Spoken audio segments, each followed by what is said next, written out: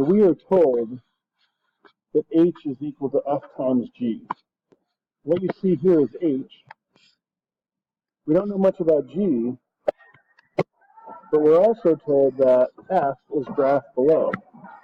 Well, f is a line with an x-intercept of 2, or we could say, hey, this is a factor.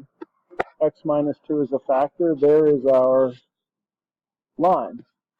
So that means x minus 2 multiplied by something equals this. Well, if I wanted to find what g of x is, I would just divide both sides by x minus 2.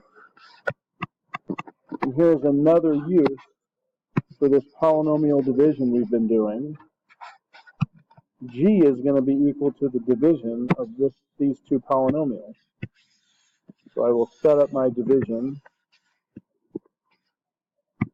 2x to the fourth and x minus 2. This has got to be 2x cubed. This has got to be negative 4x cubed. I kept going with my factoring. Of course, all my diagonal terms will add up to the colored terms in the original problem. Those are negative 20. Here's our 10. These two make negative 5. I have an 8 and an 8, so I have no remainder, so it's a perfect match. That means that g of x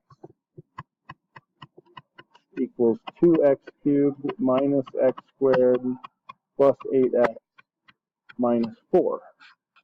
I see that I have 4 terms, so grouping might work.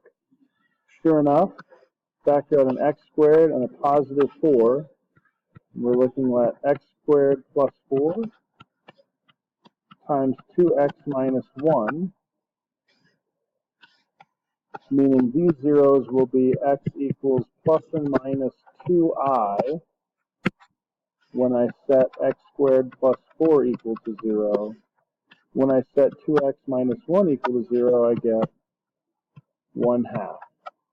And then our original 0 of 2, here are our 1, 2, 3, 4 zeros, and I had a 4th degree polynomial, so I should have 4 zeros. There's my check.